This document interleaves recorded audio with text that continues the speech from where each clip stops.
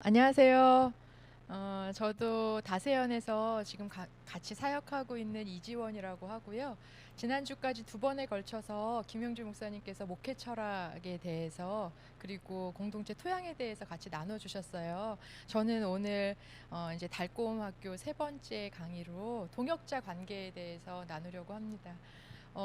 사실은 앞에 지금 아무도 안 계시고 카메라만 있어서 저는 이런 분위기에서 강의하는 게 좀 낯설어요. 그래서 아마 제가 낯설면 보시는 분들도 좀 낯설지 않을까 싶은데 낯선 상태로 우리 잘 우정을 갖고 가면서 이 시간들을 좋은 시간으로 채워가면 좋겠습니다. 제가 여러분에게 그 시를 하나 읽어드리려고 해요. 아마 아시는 분들도 계실 텐데 정연승 씨의 방문객이라는 시입니다. 제가 이거를 한번 조용히 읽어봐 드릴게요. 사람이 오는 건 실로 어마어마한 일이다. 그는 그의 과거와 현재와 그리고 그의 미래와 함께 오기 때문이다. 부서지기 쉬운, 그래서 부서지기도 했던 마음이 오는 것이다. 그 갈피를 아마 바람은 더듬어 알 수 있는 마음. 내 마음이 그런 바람을 흉내낸다면 필경 환대가 될 것이다. 한 사람을 만난다는 건 그냥 지금 내 앞에 있는 한 사람이 아니라 그 사람의 과거와 현재와 미래까지, 그러니까 한 사람의 인생 전체를 만나는 것이다. 그렇게 이야기를 하고 있어요. 여러분 몇 년 전에 응답하라 1988이라는 드라마 했었죠. 저는 그때 당시는 못 봤는데 지나고 나서 너무 좋다는 얘기를 듣고 여러 번 반복해서 지금까지도 보고 있어요. 거기에 보면 그 쌍문동 작은 골목에서 어른들과 아이들이 함께 울고 웃으면서 모든 그 시시콜콜한 일상들을 같이 나누는 이야기들이 나오죠. 처음에는 이제 각기 다른 곳에서 자라고 그렇게 태어났는데 자라면서 그 쌍문동 작은 골목에서 진정한 가족이 되어가는, 서로가 서로를 완전하게 그 한 존재와 인생을 받아주는 그런 환대의 모습을 저는 그 드라마에서 봤어요. 제가 그 드라마를 계속 곱씹어서 보고 곱씹어서 보면서 내가 왜 이렇게 이 드라마가 좋을까라는 생각을 해봤는데 제 안에 나도 지금 저 쌍문동 작은 골목에 내가 있었으면 좋겠다, 그런 생각들을 이렇게 하는 것 같아요. 근데 생각해 보니까 그 드라마에서뿐만이 아니라 제가 어렸을 때에도 저희 동네에도 우리 아이들을 같이 돌봐주시는 어른들이 계셨던 것 같아요. 아침에 이제 학교 가려고 나오면 저희 바로 맞은편에 부동산하고 쌀가게 같이 하시던 아저씨 계시거든요.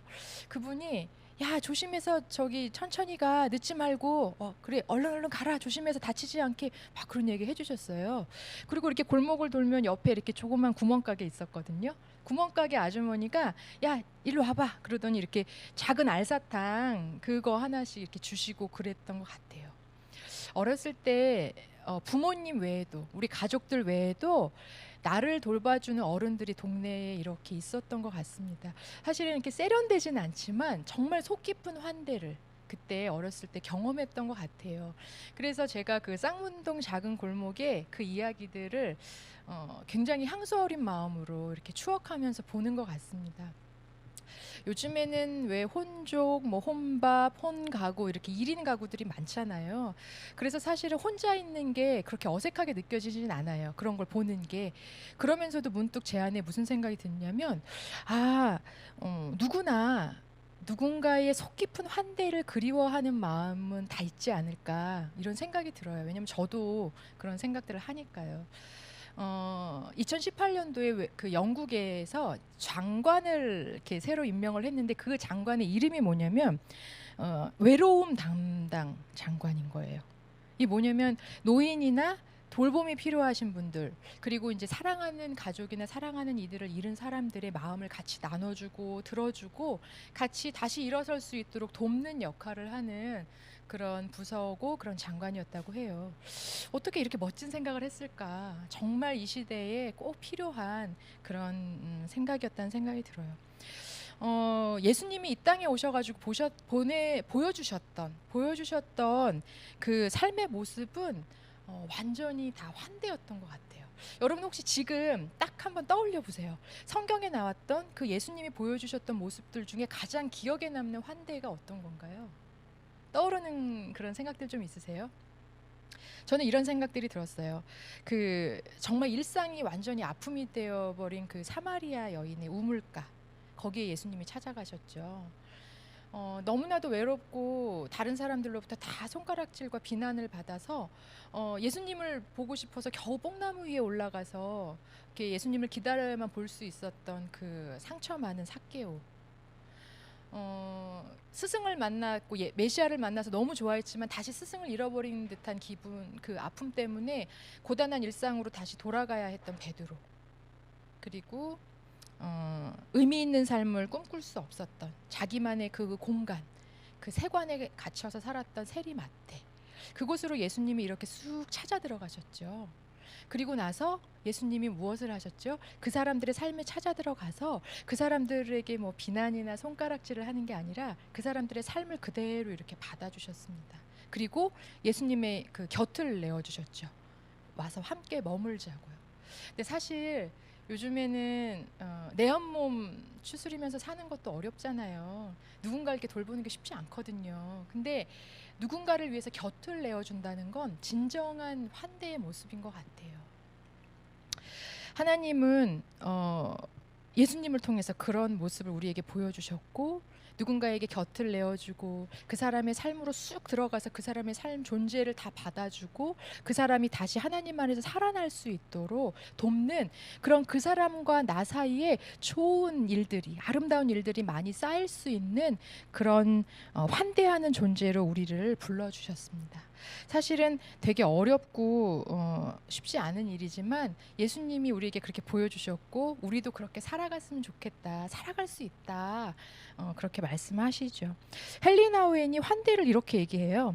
낯선 사람이 들어와서 적이 아닌 친구가 될 수 있는 자유로운 공간을 만들어주는 것이다, 이렇게 이야기를 합니다. 그러니까 뭐냐면 내가 그냥 내 모습 그대로 있어도 되는 그런 공간, 어떤 척을 하거나 어떤 것을 하기 위해서 채우는 게 아니라 그냥 내가 내 모습 그대로 있어도 되는 공간, 그리고 그곳에서 하나님을 꿈꾸고 다시 일어날 수 있는 공간을 만들어주는 게 환대고, 그게 바로 아름다운 우정이다, 이렇게 이야기합니다. 여기 지금 글에 누가 그렇게 얘기해 주셨어요. 예수님이 사람들 집에 방문하여서 식사한 것, 그렇게 그런 모습들이 생각납니다. 진짜 그렇죠. 예수님 오셔서 같이 먹고 같이 자고 같이 그 사람의 이야기를 들어주면서 그 사람의 삶을 이렇게 받아주신 것 같아요. 그래서 예수님을 보고 사람들은 정말 하나님의 사랑이 바로 여기에 있구나, 바로 내 앞에 있구나, 내 안에 있구나를 경험할 수 있었던 것 같습니다. 오늘은 그런 이야기들을 좀 해보고 싶어요. 함께 살아가고 더불어 살아가는 우리 안에 어떻게 좋은 것들을 이렇게 쌓아가면서 아름다운 관계를 만들어 갈까, 그런 이야기들을 좀 해보려고 합니다.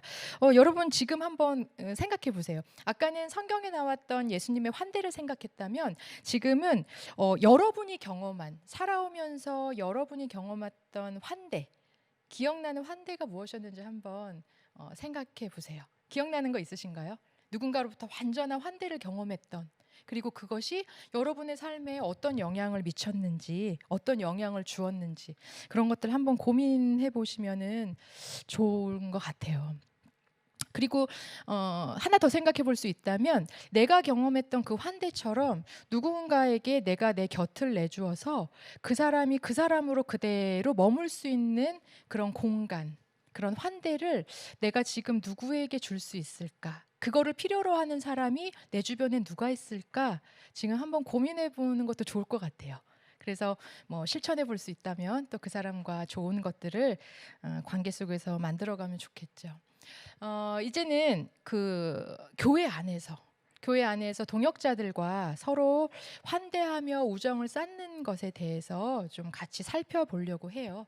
이렇게 우리가 살아가는 우리 일상 속에서도 이렇게 우정을 가꾸며 환대하며 이렇게 가고 있는 것처럼, 사실은 교회 공동체, 예수 그리스도의 몸인 교회 공동체 안에서 예수님의 사랑으로 연결된 우리 모두가 서로를 환대하고 서로 좋은 것들을 쌓아가면서 우정을 가꾸어 갈 수 있는 그런 공동체로 예수님이 우리를 우리를 불러주셨죠. 교회가 바로 그런 곳이거든요. 이제는 교회 안에서 동역자들과 서로 환대하며 우정을 갖고 갈 수 있는 그런 이야기들을 함께 살펴보려고 합니다. 여러분은 우정이 뭐라고 생각하세요? 그러면 지금까지 제가 뭐 환대, 우정, 또 좋은 것들을 우리 사이에 만들어가는 것, 내가 내 모습 그대로 있어도 되는 공간을 만들어주는 것, 곁을 내어주는 것, 이런 것들을 쭉 이야기했는데요. 여러분은 우정을 뭐라고 생각하시나요? 제가 그 글을 하나 읽어드릴게요. 그 스탠 톨러의 친구라는 책에 이런 이야기가 있습니다. 이 이야기를 좀 나눠드릴게요. 어떤 조라는 젊은이가 있어요.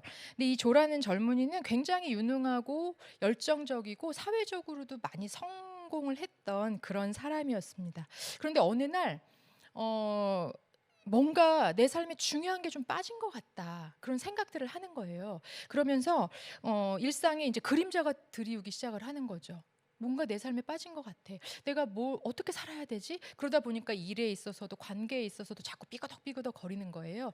그때 그 친구가 조에게 한 사람을 소개해 줍니다. 그 사람의 이름이 맥이라는 사람인데, 이분은 그 중년 신사로서 뉴욕에서 그 카페를 운영하는 그런 분이었어요. 그 사람을 한번 찾아가 봐라라고 얘기를 합니다. 조가 그 카페에 찾아가서 이제 그 맥과 함께 이렇게 이야기를 나누기 시작을 하죠. 그랬더니 그 맥이 이제 커피를 내려주면서 이렇게 이제 질문을 합니다. 조에게 묻는 거죠. 자네는 커피가 어떤 맛이라고 생각하나? 라고 묻습니다. 그랬더니 조가 이제 이야기하는 거예요. 글쎄 잘 모르겠네요. 구수한 맛 같기도 하고 신맛도 나고 달콤한 느낌도 있고 뭐 딱히 뭐라고 정확하게 표현할 수는 없는 것 같아요 라고 대답을 합니다. 맥이 말하죠. 바로 그게 정답이네. 볶은 커피 원두에는 약 800가지의 성분이 들어있어. 이런 성분들이 복잡하게 얽혀서 이제 커피의 향을 이끌어내는 거다, 이렇게 이야기를 합니다. 그러니까 조가 다시 묻는 거예요.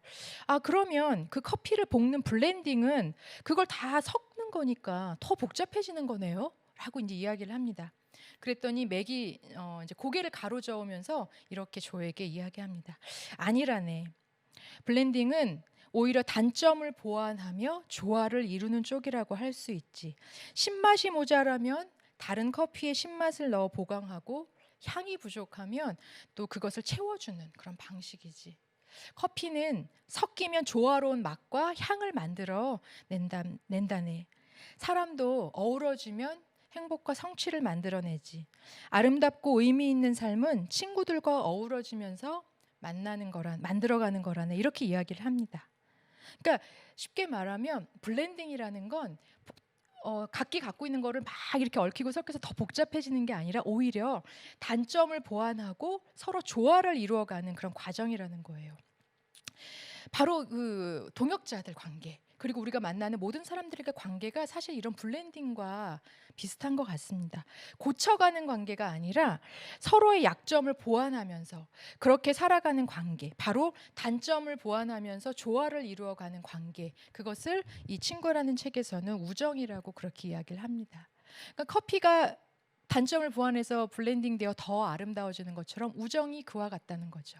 그 사람의 모습을 고치려고 하는 게 아니라 그 사람이 그 사람들에게 나와 함께 어우러졌는데 오히려 더 향기롭고 아름다운 그런 조화를 이루게 되는 것. 그러면서 이제 이렇게 얘기하는 거예요. 그러면 다른 사람과 우정을 어떻게 가꾸어 가야 할까? 이거에 대해서도 이제 계속 이야기합니다. 맥이 조에게 질문하는 거예요. 그 카페 사장님이 이야기를 하죠. 자네는 좋은 커피를 만드는데 그러면 가장 좋은 그 중요한 게 뭐라고 생각하나? 여러분은 뭐라고 생각하세요? 좋은 커피를 만드는데 가장 중요한 게 뭘까요?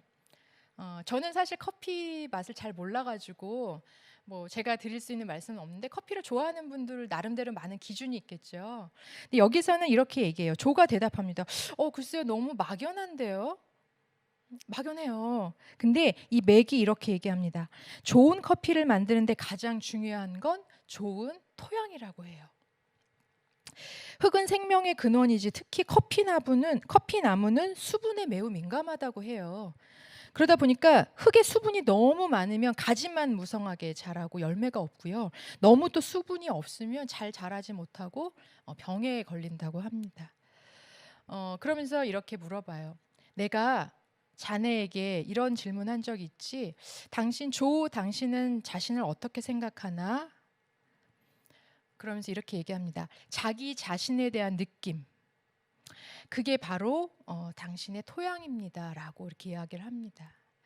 좋은 커피에 가장 중요한 게 좋은 토양이라면 좋은 우정을 쌓아가는데 가장 중요한 그 토양은 바로 내가 나를 어떻게 생각하고 있는지라는 거예요.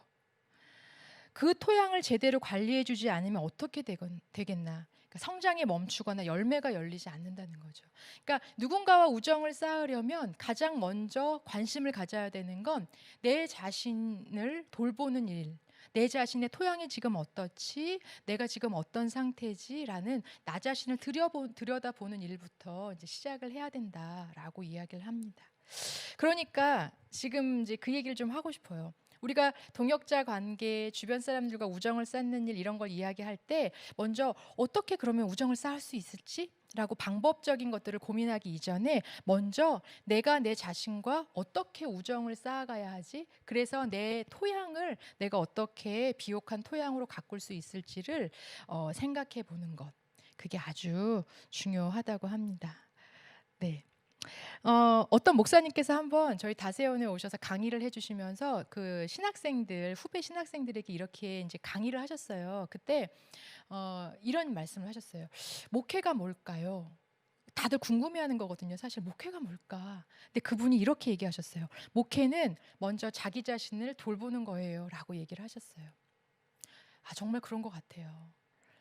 목회는 교우들이나 다른 사람들만을 양육하고 돌보는 게 아니라 목회자가 자기 자신을 함께 돌봐가는 것. 그래야 좋은 토양에서 또 교우들을 함께 성장할 수 있도록 같이 초대하고 그 길을 행복하게 걸어갈 수 있는 것 같습니다. 여러분은 어떻게 지금 여러분 자신과 우정을 쌓고 있으신가요?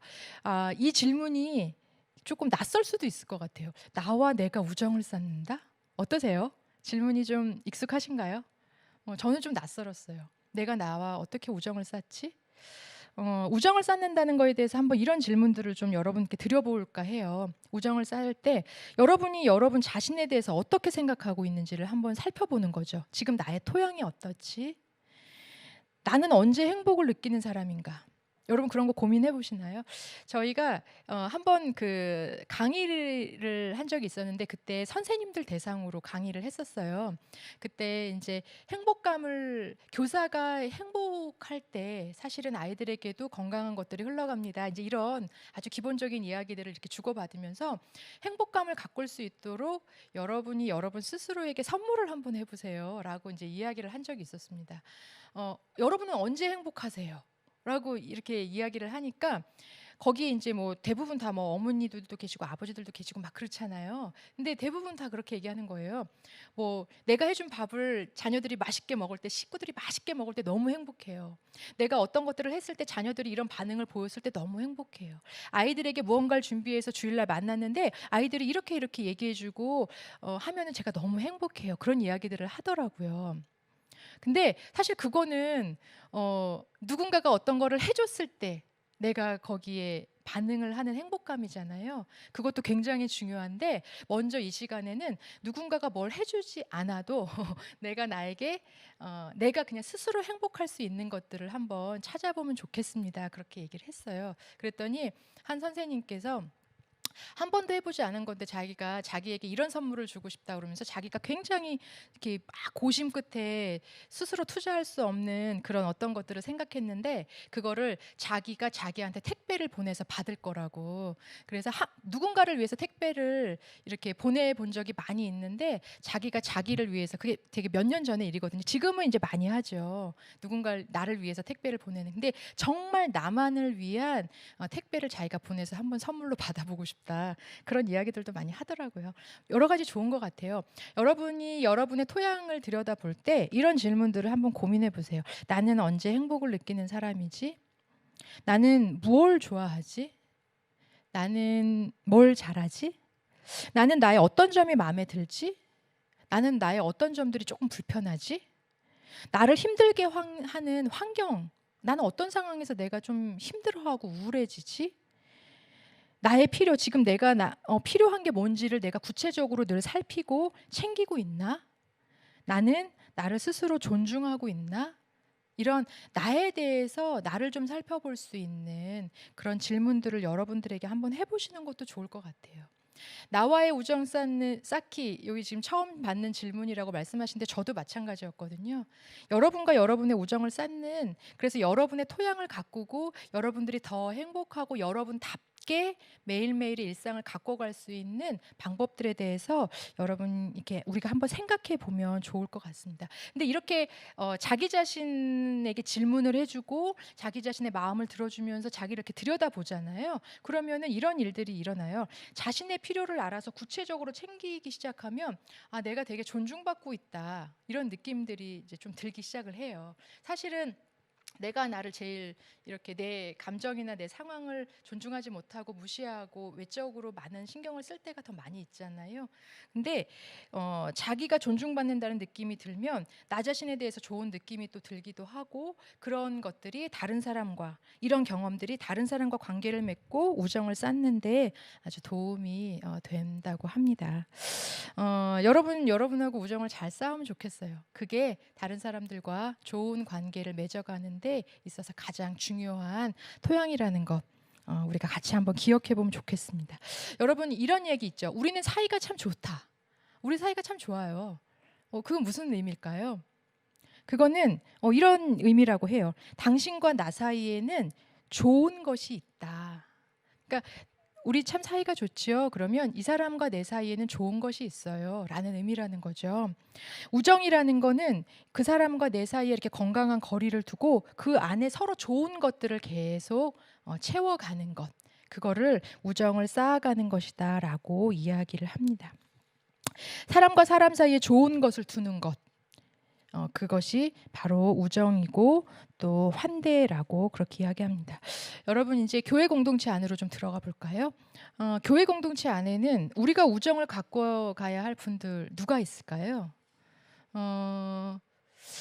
혹시 교회 안에서 교회 공동체와 내가 우정을 쌓는다, 이런 것이 조금 낯선 분들도 있을 수 있죠.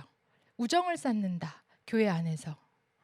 근데 오늘은 그런 관점에서 한번 보려고 해요. 우리는 하나님께서 만나게 하신 교우들과 사실은 평생 우정을 쌓는 관계라는 거죠. 예수 그리스도의 몸된 교회 안에서 살아가는 우리들이 평생 교우들과 함께 우정을 쌓아갑니다. 교우들은 말 그대로 신앙을 함께 하는 그 길을 같이 걸어가는 사람들이거든요. 친구들이거든요.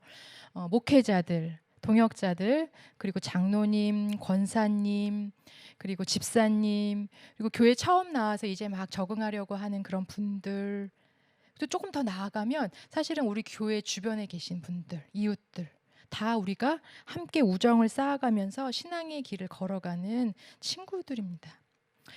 건강한 그 믿음의 공동체, 건강한 믿음의 공동체를 이루며 살아가기를 원하면 우리가 그 교우들과 같이 우정을 가꾸기 위해 노력하는 것들이 필요합니다.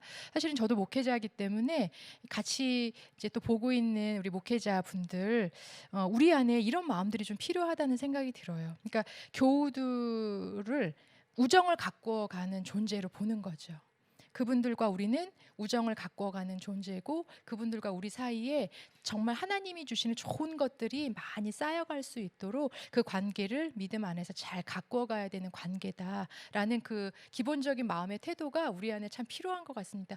만약에 그 태도가 조금이라도 이렇게 희석이 되면 어떻게 되냐면 기능적인 존재로 서로를 보게 되는 거예요. 교우도 목회자를, 목회자도 교우를. 근데 사실은 예수 그리스도 안에서 한 몸을 이루는 우리는 서로가 서로를 좋은 친구로 우정을 가꿔가며 우리 안에 하나님의 이야기와 아름다운 사랑의 이야기들이 계속해서 쌓여갈 수 있도록 돕는 그런 우정을 쌓는 좋은 관계라는 걸 우리가 꼭 기억하면 좋겠습니다. 교우들, 우리 이제 보시는 목회자분들, 그리고 또 우리 교우들 한번 서로 생각해 볼까요? 교회 안에서 지금은 이제 코로나 때문에 사실은 비대면으로밖에 만날 수 없는, 대면에서 만나는 게 좀 제한이 많이 있잖아요. 그런 상황이라 좀 어렵지만 조금 이전을 생각해 봤을 때 지금도 뭐 비대면 그 사회에서도 가능하겠지만 교우들과 관계를 맺고 우정을 가꾸기 위해서 내가 해왔던 방법들. 그러니까 쉽게 얘기해서 우리 안에 좋은 것들이 쌓이도록, 하나님 안에서 좋은 것들이 쌓이도록 어떠한 일들을 해왔지 한번 고민을 좀 해보시면 좋겠어요. 그리고 이제 새로운 방법보다는 평소 내가 우리 가족들이나 친구들이나 가까운 동료들과 우정을 쌓는 방법들, 그런 것들을 좀 고민해 보면서 우리 교우들과 어떻게 우정을 쌓아갈 수 있을지 그 방법들을 구체적으로 한번 생각해 보면 좋을 것 같습니다.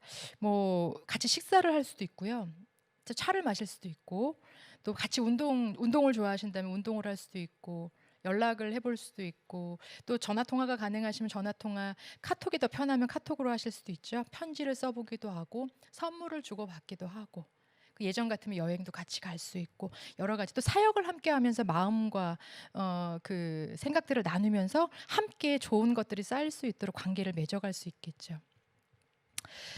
교우들 안에는 사실은 다양한 세대들이 있어요. 뭐 우리 요즘에 그런 거 많이 하죠. 베테랑 세대, 뭐 베이비붐 세대, X 세대, 그리고 밀레니얼 세대.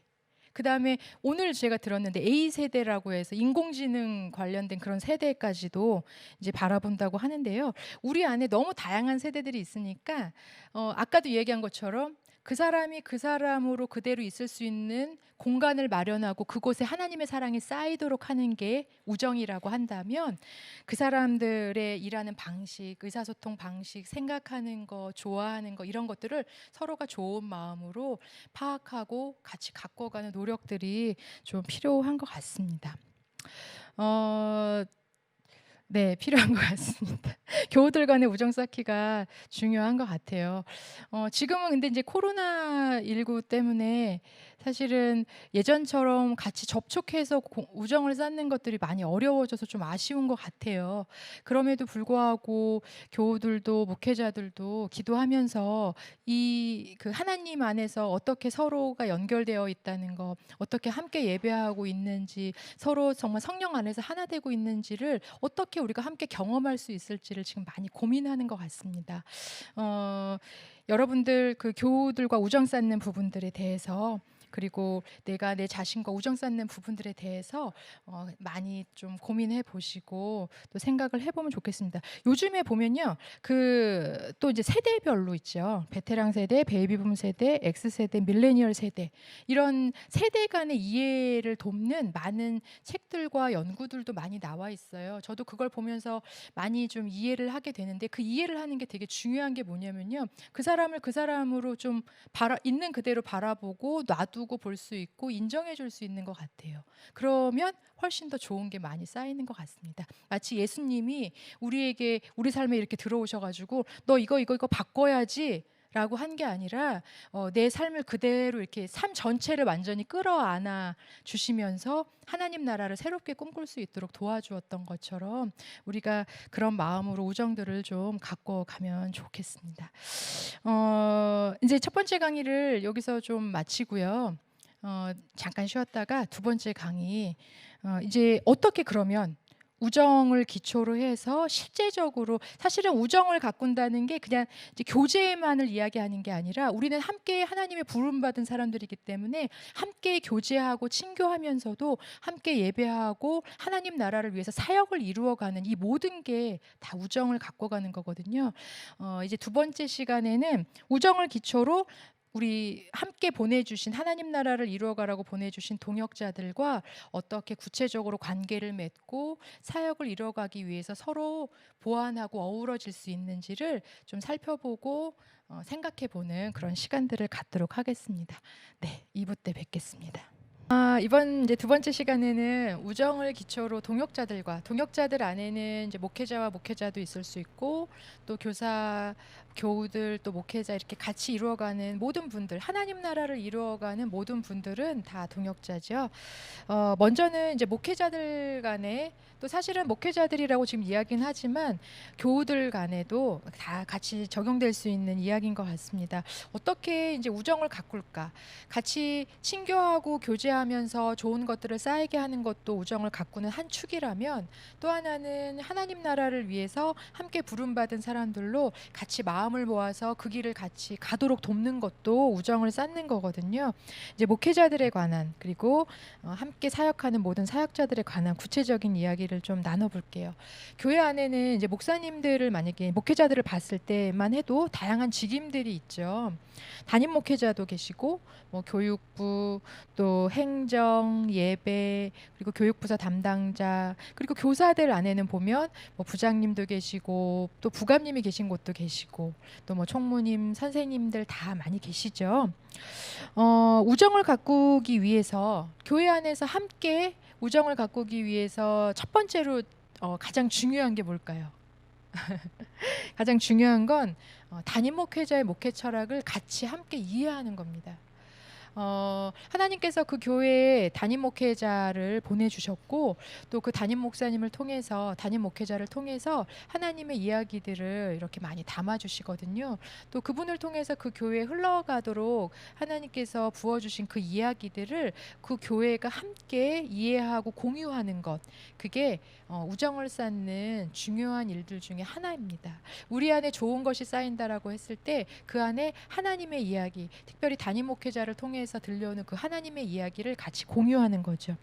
담임 목회자가 제시하는 성숙한 그리스도인의 표상, 우리 첫 번째 주에 김용재 목사님께서 강의하실 때 목회 철학이 뭘까라고 할 때 두 가지 질문을 말씀하셨어요. 하나는 성숙한 그리스도인의 표상, 그러니까 나는 어떤 그리스도인이 되고 싶은가, 우리는 어떤 그리스도인이 되면 좋을까요?를 생각해 본다는 거죠. 두 번째는 그런 성숙한 그리스도인이 되기 위해서 우리는 어떤 목회 방법론들, 우리가 편안해하는 방법론들로 그것을 이루어가면 좋을까요? 라는 두 가지 질문이었습니다. 그러니까 담임 목사님의 목회 철학을 우리 안에 같이 공유한다라고 했을 때 이 두 가지 질문을 생각해 보는 거예요. 우리는 어떤 그리스도인들로 자라가는 거지? 그래서 우리는 어떤 목회 방법론들을 교회 안에서 지금 함께 사용하며 이루어가고 있지?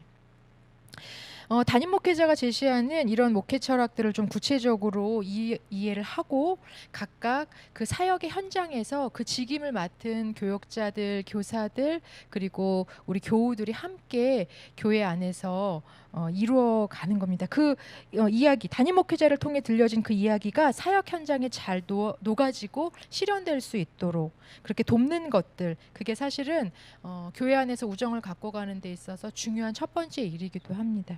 근데 때때로 이제 그 현장에 계신 목회자들도 그렇고 교사들도 그렇고 부모님도 그렇고 이렇게 이야기를 들어보면 정확하게 목회 철학이 무엇일까요? 라고 그려내기는 쉽지 않은 것 같아요. 여러 가지 다양한 이유들이 있을 수 있겠죠. 교회마다. 어려울 때가 참 많습니다. 담임 목회자의 목회 철학을 명확하게 이해하는 건요. 그렇지만 우리 안에 이제 담임 목사님께서 우리 교회가 함께 바라봐야 할 그 성숙한 그리스도인의 표상과 목회 방법론이 무엇인지를 명확하게 제시해 주실 수 있든지 그렇지 못하든지 우리가 함께 그것들을 이해하는 것들이 중요합니다. 어떤 방식으로 이해할 수 있을까요? 첫 번째 주에 했던 그 강의 안에 보면 그런 내용들이 있어요.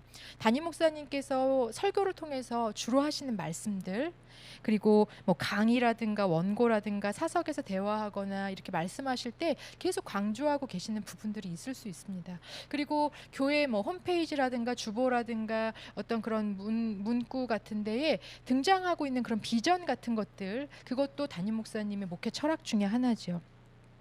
또 그렇게 이제 눈에 보인 그 문구로 명시화된 거 말고도요, 담임 목사님이 사람들을 대하는 태도, 그리고 일을 처리하는 태도, 방식, 이런 것들도 사실은 담임 목사님의 목회 철학에 녹여져 있는 그런 메시지가 됩니다.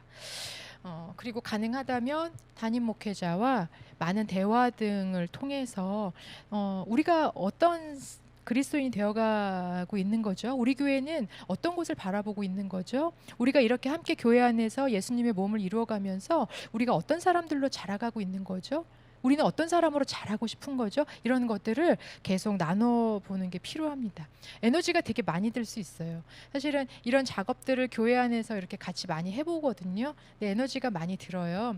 근데 저희가 이제 시간이 지나면서 느끼는 것 중에 하나는 이런 일들, 담임 목회자의 목회 철학을 공유하는 데 있어서 굉장히 중요한 그 태도가 있다는 생각이 들었어요. 하나는 담임 목회자 그리고 함께 그것을 알아가고 있는 우리 동역자들과 교우들을 서로 고운 시선으로 바라봐주는 그런 좀 열린 마음들이 많이 필요합니다. 우리는 함께 그리스도의 몸을 이루어가는 공동체지라고 서로 조금 더 신뢰해주고 조금 더 고운 눈길로 이렇게 바라봐주면서 그런 이야기들을 이렇게 살피는, 그러니까 평가하고 분석하는 것보다는 그런 것들을 좋은 마음으로 찾아가려고 하는 그 마음이 있을 때 조금 더 담임 목회자의 목회 철학을 이해하는 데 도움이 많이 되는 것 같습니다. 그리고 또 하나 중요한 건 주님 앞에 엎드려, 이게 더 중요하겠죠. 엎드려서 우리 공동체를 향하신 하나님의 뜻이 무엇인지를 겸손히 들으려는 마음, 그리고 함께 마음을 모아서 그려가려고 하는 마음들, 그런 것들이 우리 공동체 안에 많이 필요한 것 같습니다. 여러분들의 교회는 여러분들의 교회 목회 철학이 뭘까요? 한번 목회자들도 그리고 같이 지금 고민하고 있는 교우들도 같이 생각해 보면 좋을 것 같아요. 우리 교회의 성숙한 그리스도인의 표상, 그리고 우리 교회는 어떤 목회 방법론들을 통해서 그런 것들을 교우와 함께 이루어가고 있지, 그런 것들을 좀 고민해보고 또 하나님의 뜻을 찾고 그려보는 그런 시간들을 한 번은 좀 멈춰 서서 가져보면 좋을 것 같습니다. 근데 지금 코로나19로 인해서 막 엄청난 속도로 달려오던 온 인류가 잠시 멈춰 있잖아요. 그러면서 저희 다세연도 지금 코로나19 관련해서 지금 시대와 앞으로 시대에 어떻게 우리가 같이 사역을 하면 좋을까라는 걸 지금 세미나를 계속 하고 있어요. 그런데 그 전문가들의 이야기들을 계속 방송을 통해서 보면서 우리도 다시 정리하고 고민하고 이렇게 하고 있는데요. 그분들이 계속 얘기하는 게 뭐냐면 가치를 재설정해야 된다, 그런 이야기들 많이 하더라고요. 잠시 멈춰서서 우리가 앞으로 어떤 삶을 살아가야 하지, 우리는 어떤 삶을 그리고 있지, 그런 것들에 대해서 이번 기회에 같이 그런 것들을 고민해 봐야 될 시점이다, 그런 이야기들을 많이 합니다. 지금 교회 안에서도 그렇고 모든 그 신앙의 공동체들이 지금 멈춰서서 어떻게 해야 될지 모르는 그런 마음들이 있잖아요. 이때 오히려 하나님 안에서 지금 우리가 어떤 길을 걸어왔고 앞으로 특별히 우리 다음 세대 아이들을 위해서도 우리가 어떤 신앙의 길을 가야 하는지에 대해서 한번 고민해보는 그런 시간들이 되면 좋을 것 같습니다. 그것들이 바로 교회 안에서 우정을 갖고 가는 아주 중요한 일들 중에 하나입니다. 두 번째는요, 우정을 기초로 그러면 이제 그 일을 함께 이루어가는 동역자들 안에도 굉장히 다양한 기질과 또 다양한 성품과 다양한 능력들을 가지고 계신 분들이 너무 많이 있어요. 그러다 보니까 서로 조화를 이루는 듯 보이기도 하고 때로는 서로 부딪히는 것 같이 보이기도 하고 서로 조금 다른 모습들에 당황하기도 하면서 그것들이 또 그 잘 보완이 돼가지고 좋은 길로 나가기도 하고 뭐 여러 가지 많은 다양한 모습들이 교회 안에 있죠. 우정을 가꾼다는 거라고 이야기할 때 이 시간에는 나와 동역자의 그 리더십, 일을 이루어가는 리더십에 대해서 좀 살펴보는 그런 시간들도 좀 필요합니다. 먼저는 그 목회 철학, 우리가 어떤 길을 가고 있지, 어떻게 달려가야 하지라는 생각들을 생각해 보았다면 이 시간에는 내가 어떤 리더십 유형인지, 그리고 함께하는 동역자들은 어떤 리더십 유형인지를 좀 살펴보는 게 필요합니다. 이거는 그 평가를 하기 위한 것이 아니라 서로의 단점을 보완하고 아까 이야기했던 블렌딩, 서로 어우러져서 더 조화로운 공동체가 되도록 하기 위해서 살펴보는 겁니다. 리더십의 유형에는 한 3가지 정도 유형이 있는 것 같아요. 여러분의 공동체를 한번 고민해 보세요. 만약에 목회자들이라면 내 자신과 우리 함께하는 동역자들, 그리고 또 뭐 교사들이라면 또 교사들 안에서도 우리 공동체 안에서, 그리고 나는, 이런 이제 우리 교우들도 마찬가지고요. 우리 공동체 안에 나와 우리 함께 사역하는 사람들은 어떤 리더십 유형이지, 이런 것들을 한번 보면 좋을 것 같습니다. 리더십 유형에는 3가지 정도, 좀 단순화시킨 거지만 3가지 정도 유형을 살펴볼 수 있습니다. 하나는 신뢰형 리더십이에요. 이거는 목회 철학이나 부서의 방향과 방침, 이런 것들을 정기 세미나나 뭐 회의나 비정기 모임 그런 개인 대화를 통해서 계속 이렇게 이야기해주는 리더십인 거죠. 우리는 지금 어디로 가고 있죠? 왜 거기로 가고 있죠? 그것으로 가려면 어떤 것들을 더 고민해야 되죠? 라는 것을 서로 질문하고 대답하면서 계속 그 방향들을 함께 찾아갈 수 있도록 돕는 리더십입니다.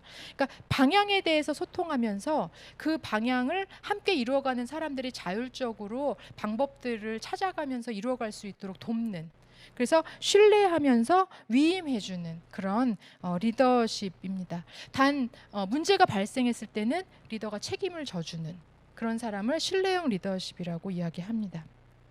두 번째는 이제 개입형 리더십이라고 이야기해요. 근데 이 개입형 리더십 안에는 두 가지 유형이 있습니다. 하나는 엄마손 같은 유형이 있고, 또 하나는 관리자 같은 유형이 있습니다. 엄마손은 좀 이렇게 상상이 되시죠? 뭐냐면 집안에서 왜 부지런하게 엄마들이 이것저것을 살피면서 일하시는 것처럼 리더 중에도 부지런히 살피면서 하나하나 다 개입해서 이렇게 살펴보는 그런 리더십이 있어요. 이런 분들은 문제가 발생했을 때 그것들을 이렇게 처리해주고 미연에 방지하기 위해서 이렇게 다 살펴보는 그런 리더십이라고 할 수 있죠.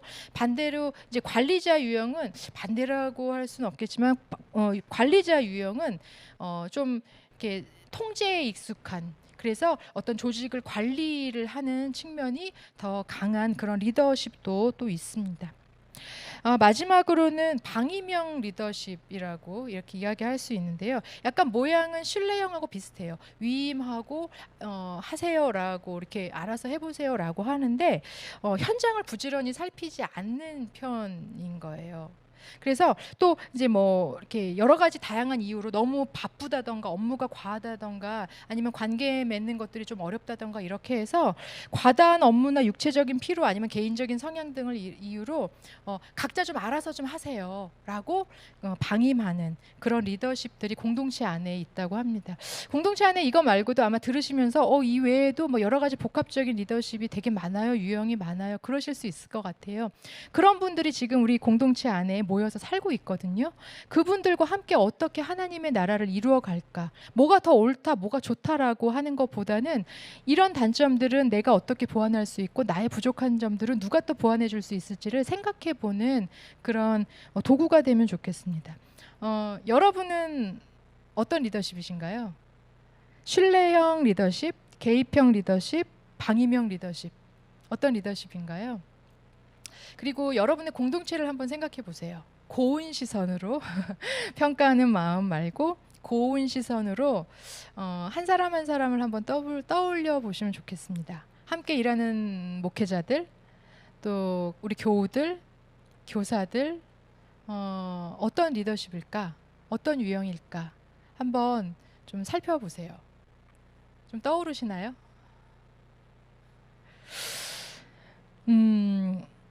맞습니다. 지금 그 신뢰가 제일 중요합니다, 이렇게 말씀하셨는데요. 그 신뢰가 모든 우정을 쌓는 데 있어서 정말 가장 중요합니다. 신뢰라는 거는요, 사실은 그냥 이렇게 뭐 좋은 친분 관계를 맺는 그런 것들을 넘어서서 신뢰는 따뜻하고 섬세한 정서적인 배려요. 그리고 정직하고 성실한 업무적인 협동, 이 두 개가 함께 어우러져야 신뢰의 관계를 쌓을 수 있다고 해요.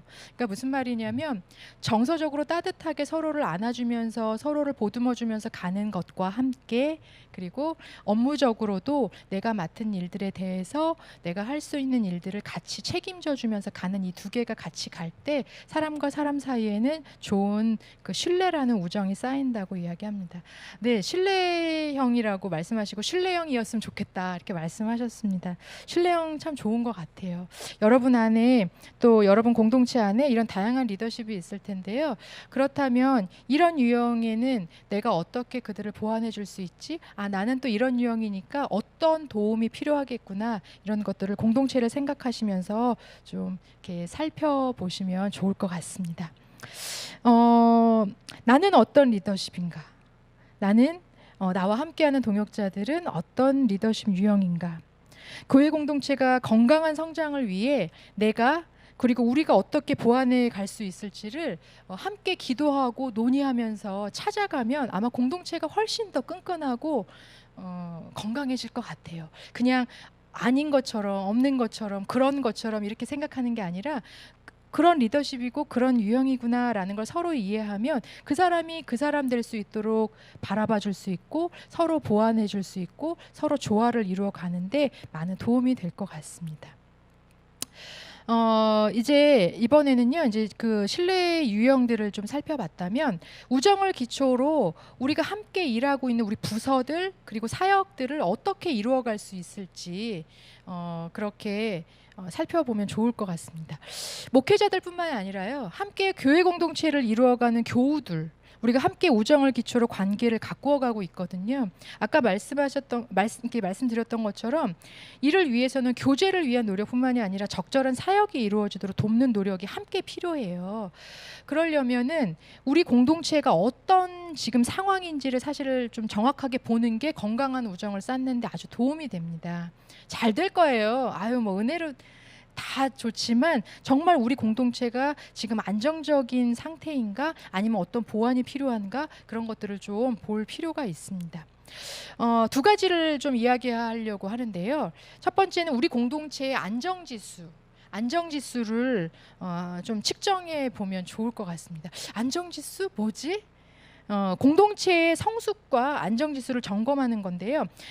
우리 공동체가 좀 안정되게 위임하면서 이대로 이렇게 잘 가도 괜찮은 것인지를 좀 살펴볼 수 있는 그런 표를 좀 준비를 했어요. 이거는 그 김용재 목사님께서 경험을 하시면서 경험치에 의해서 만든 자료라서 사실은 좀 뭐 그게 어디 출처예요? 그 객관성이 있나요?라고 하시면은 특별히 할 말은 없지만 참고해 볼 수 있는 아주 좋은 자료이기도 합니다. 나중에 그 홈페이지 번개탄 홈페이지에다가 자료를 올릴 테니까요. 한번 우리 공동체가 안정적인가 그렇지 않은가 이런 것들을 좀 살펴보면 좋을 것 같습니다.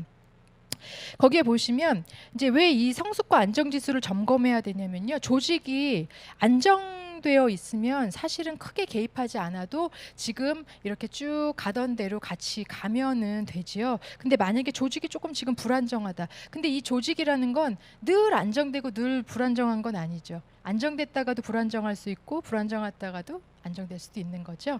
이 조직이 불안정하다고 판단이 되면 적절하게 리더십들이 개입을 해서 또 교우들이 함께 개입을 해서 책임을 지는 그런 일들을 같이 해나가야 됩니다. 그게 사실은 우정을 가꾸는 아주 중요한 일이기도 합니다. 대신 그렇게 해서 서로 책임져주고 서로 보듬어가면서 일들이 이렇게 되었을 때 공동체가 성숙되고 안정되기 시작하면 이제 개입을 서서히 줄이는 거죠. 그리고 자율적으로 해나갈 수 있도록 위임하면서 그 공동체가 그 공동체답게 그 길을 갈 수 있도록 돕는 게 필요합니다. 그 홈페이지에 나중에 보시면 알겠지만 교육부서에 예를 들어 이제 공동체 안정지수를 측정할 수 있는 표를 하나 올려놨어요. 다른 부서도 다 이렇게 조금 내용은 다를 수 있지만 이런 것들을 적용해 보시면 좋은데요. 여기에 보면 1점부터 5점까지로 점수가 이렇게 적혀져 있고요. 항목이 한 10개 정도가 있습니다. 제가 항목을 한번 읽어봐 드릴게요. 우리 공동체가 안정적인가를 1점부터 5점까지로 이렇게 보시는데요. 첫 번째는 우리 공동체가 담임 목회자의 목회 철학을 우리 공동체 구성원들이 알고 있는가랍니다. 두 번째는 우리 공동체의 리더가 교육 철학, 그 리더, 중간 리더가 있죠. 리더의 교육 철학을 우리 교사들이 알고 있는가. 담당 목회자가 그 담당 전도사님도 계시고 목사님들도 계시고 뭐 강도사님들도 계시고 하실 텐데 담당 목회자가 제시한 부서의 방향을 그 구성원들이 이해하고 있는가. 부서 안에는 정확하게 나는 이 부서 안에서 이런 일들을 하는 거예요 라고 업무가 분장되어 있고 그것들을 명확하게 알고 있는가. 그리고 그 업무를 성실하게 수행하고 있는가. 구성원들이 부서를 위해서 그 사역을 위해서 기도하고 있는가, 공부하고 있는가, 그리고 그 사역에 있어서 출석률이 평균 90% 이상이 되는가 이런 이제 항목들이 있어요. 그거에 따라서 한번 이후에 이렇게 좀 점수를 한번 매겨보세요. 여러분이 속해 있는 공동체에. 그래서 만약에 40점 이상이다. 그러면 안정된 조직이라고 보는 거예요. 이 정도면 안정된 조직이다. 그러면 신뢰관계 속에서 대화를 하면서 계속 잘할 수 있도록 격려하고 위임하면서 그 길을 갈 수 있도록 도우면 됩니다. 만약에 21점부터 39점 정도 사이다.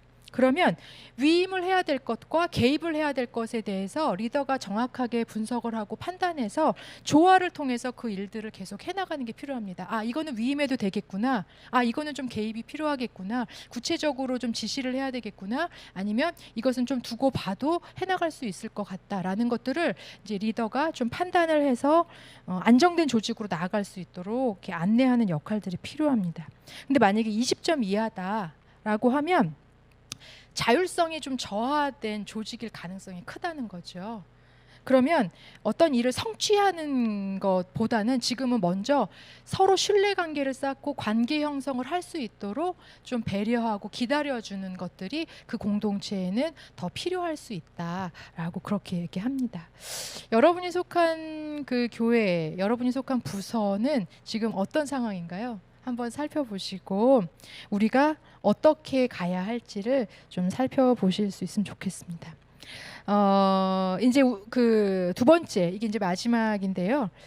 역량과 관계에 대해서 성숙도를 한번 파악해 보는 겁니다. 여러분 아마 그거 알 거예요. 왜 요즘에 일중심적인 사람, 사람 중심적인 사람 이런 것들을 이렇게 많이 이야기하잖아요. 사실은 오래전부터 어떤 그 사람들을 돕는 일을 할 때 저 사람이 어떻게 성장할 수 있도록 돕지라고 생각할 때 그 사람이 일중심적인지 관계중심적인지 아니면 이게 어떻게 복합적으로 조화가 되어 있는지 이런 것들을 많이 살펴보죠. 그런 표들이 있습니다. 이 표도 이거는 이제 저희가 만든 표는 아니고 기존에 그렇게 많이 사용되고 있는 표를 올려드릴 거예요. 한번 보시면 좋은데요.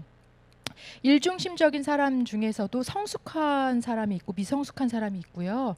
관계중심적인 사람에도 성숙한 사람이 있고 미성숙한 사람이 있어요. 우리도 다 그렇습니다. 근데 우리도 늘 성숙하고 늘 미숙하고가 아니라 어떨 때 우리의 상황에 따라서 어떨 때는 일에 대해서 성숙하지만 또 어떨 때는 일에 대해서 좀 무기력할 때가 있고 또 관계에 대해서 굉장히 성숙하게 대처할 때도 있지만 때로는 우리의 상황 때문에 미숙할 수도 있는 거죠. 이런 것들을 생각했을 때 한번 보시면 좋겠는데요. 이제 우리 공동체 안에는 다양한 구성원들이 있어요. 이 다양한 구성원들이 지금 어떤 상황에 있는지를 한번 보는 겁니다. 그 사람은 그런 사람이야라고 하는 것이 아니라 그 사람이 지금 이런 상태에 있구나라는 걸 우리가 파악을 하고 어떻게 서로 도와가야 할지를 한번 보는 겁니다. 제가 이 표를 지금 다 보여드릴 수가 없지만 나중에 홈페이지에서 보시면 좀 이해가 되실 거예요. 제가 그냥 말로 한번 설명해 보겠습니다. 네 가지 종류로 한번 사람들을 좀 이렇게 좀 살펴보는 거죠. 아까도 말씀드렸지만 고운 시선으로 보는 겁니다. 첫 번째는 일은 성숙한데 관계가 조금 미숙한 경우가 있어요. 그렇죠? 지금 나는 어떤지를 한번 보시면 좋겠죠. 일은 성숙한데 일은 참 잘하는데 관계가 좀 미숙한 분들은 어떻게 공동체 안에서 그 사람이 한 존재로 성장할 수 있고 공동체가 서로 어우러질 수 있도록 도울 수 있을까? 이런 경우에 있는 분들은 어떤 이제 특성이 있냐면 굉장히 부지런하게 일을 잘 추진합니다. 그리고 일도 아주 추진력 있게 잘 하지만 때때로 이제 관계가 조금 미숙하다 보니까 주변을 살피는 그런 능력들이 조금 떨어질 때가 있어요. 그러다 보면은 상황에 따라서 자기 판단대로 일을 막 추진해 가는 경우가 있죠. 지금 관계나 다른 사람들이 어떤 상황인지를 미처 파악하지 못할 때도 있습니다. 이런 경우에는 이런 분들에게는 이렇게 자꾸 이야기를 해줘야 돼요. 우리가 지금 이런 방향으로 가고 있고 지금 이런 방향으로 가고 있는데 다른 사람들은 지금 어떤 상황이고 규모는 이 정도로 처리를 해야 된다라는 우리 공동체가 가고 있는 방향에 대해서 계속 이야기해주고 그 길로 다시 나갔다가도 다시 돌아올 수 있도록 나갔다 돌아올 수 있도록 설득하는 그런 설득의 과정이 이런 분들한테는 필요합니다. 두 번째는 일은 미숙한데 관계는 성숙한 분들이 있어요. 일은 조금 이렇게 깔끔하게 하지는 못하시지만 관계를 두루두루 또 잘하면서 주변을 살피는 것이 탁월한 분들이 계세요. 이런 분들은 공동체 안에서 사실은 굉장히 따뜻함을 유지하는 데 도움을 많이 주시죠. 그런데 이제 이런 분들은 이 공동체에서도 그럼 그거 제가 할게요. 저 공동체에서도 그거 제가 해볼게요. 이렇게 하다 보니까 마음이 좋아서 여러 공동체에서 여러 가지 일을 한꺼번에 맡는 경우가 있어요. 근데 실제로 그 일들을 다 하기는 어렵거든요. 그러다 보니까 일이 좀 펑크가 날 때가 있는 거예요. 그래서 이런 분들은 어떻게 해야 되냐면 우리가 지금 하고 있는 일이 뭔지, 그것을 언제까지 같이 이루기로 했는지, 이런 것들을 이렇게 꾸준히 자꾸 이야기를 해줄 필요가 있습니다. 구체적으로 지금 어떻게 되고 있어요? 혹시 그걸 할 에너지가 있나요? 혹시 우선순위가 어떻게 되나요? 이런 것들을 자꾸 이야기해줘서 본인이 할 수 있는 것과 없는 것들을 좀 판단을 하고 그 일에 집중할 수 있도록, 그 사역에 집중할 수 있도록 돕는 그런 구체적인 좀 지시들이 필요합니다.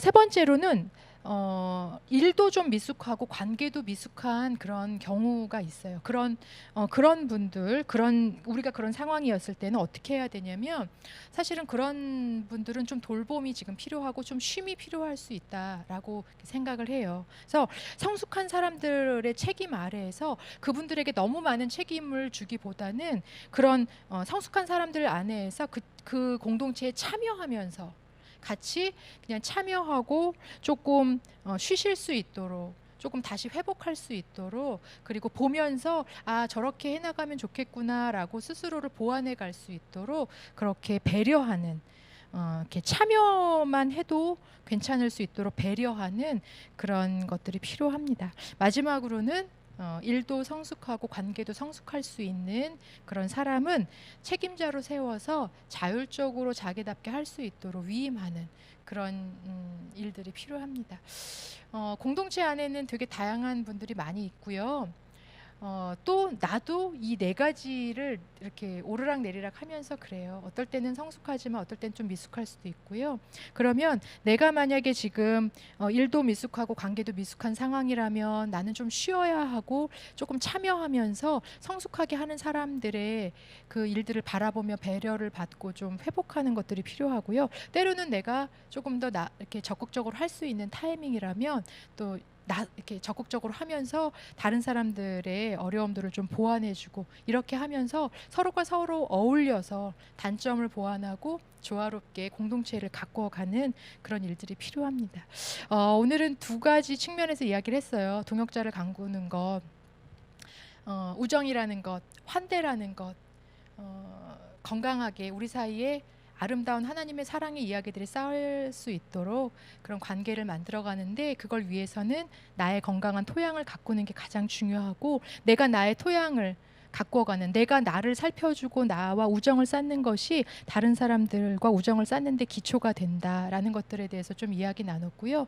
또 하나는 이제 관계적인 측면뿐만이 아니라 함께 사역을 이루어가는 데 있어서도 우리 공동체는, 그리고 우리 구성원들은 지금 어떤 상황인지를 가능하면 섬세하게 살펴서 같이 보완하고 어우러질 수 있도록 돕는 것, 이 두 가지가 동역자 간의 우정을 쌓는 데 중요하다라는 이야기들을 오늘 했습니다. 우리 코로나19로 인해서 이전에 경험해보지 못한 그런 시간들을 보내고 있죠. 만나서 함께 예배하고 어우러지고 밥 먹고 식사하고 막 삶을 나누고 울고 웃으면서 함께 공동체성을 경험했었던 그런 교회들이, 우리가 지금은 사실 그런 것들을 하지 못하는 비대면 시대에 접어들면서 어떻게 공동체를 가꿔가야 하지, 어떻게 좋은 것들이 우리 안에 쌓일 수 있도록 도와야 하지 라는 고민들을 많이 하고 있습니다. 지금까지 나눈 내용들도 사실은 비대면 이제 시대에서 어떻게 양육해 갈지에 대해서는 새롭게 해석되고 고민되어야 하는 부분들이 많이 있다고 생각을 해요. 비대면 시대에는 어떻게 우정을 기초로 관계를 쌓을까? 어떻게 우리 구성원들이 서로를 보완해가면서 아름다운 공동체성을 경험할 수 있도록 도울까? 어떻게 함께 예배하고 어떻게 하나로 연결됐다는 것을 도울까? 이런 것들에 대한 새로운 해석과 노력들이 필요한 것 같습니다. 다세연에서는 아까 말씀드린 것처럼 코로나19 시대와 그 이후 시대를 준비하는 세미나들을 좀 부족하지만 계속 해나가고 있는데요. 하나님이 저희들에게 은혜 주시고 또 하나님께서 저희들에게 주시는 그런 지혜들이 있다면 그런 것들을 부족하지만 잘 정리해서 나중에 기회가 되면 여러분들과 나눌 수 있으면 또 좋겠습니다. 하나님 안에서 좋은 것들을 많이 갖고 가시는 여러분들 진심으로 축복하고요. 오늘도 얼굴을 뵐 수는 없었지만 여러분들과 우정을 쌓을 수 있는 시간들이었다고 저는 생각을 합니다. 네, 고맙습니다. 제가 기도하고 마치도록 하겠습니다. 하나님 참 고맙습니다. 예수님을 통해 정말 한 사람의 삶을 완전히 끌어안아 주시는 것이 무엇인지, 또 진정한 환대가 무엇인지, 또 하나님과 우리 사이에, 우리와 우리 사이에 좋은 것들을 쌓아가며 아름다운 우정을 쌓는 것이 무엇인지를 보여주시고 경험케 해주셔서 고맙습니다. 하나님, 우리도 우리 자신과 우리 이웃과 우리 동역자들과 그리고 온 교우들과 그리고 온 인류와 함께 하나님이 보여주신 그 우정을 아름답게 쌓아가는 그런 사람들 될 수 있기를 간절히 소망합니다. 그래서 세상 사람들이 우리를 보고 하나님을 볼 수 있고, 또 세상 사람들이 우리를 통해 하나님의 사랑을 온전히 경험할 수 있도록 주님 인도하여 주시옵소서. 감사합니다. 예수님 이름으로 기도합니다. 아멘.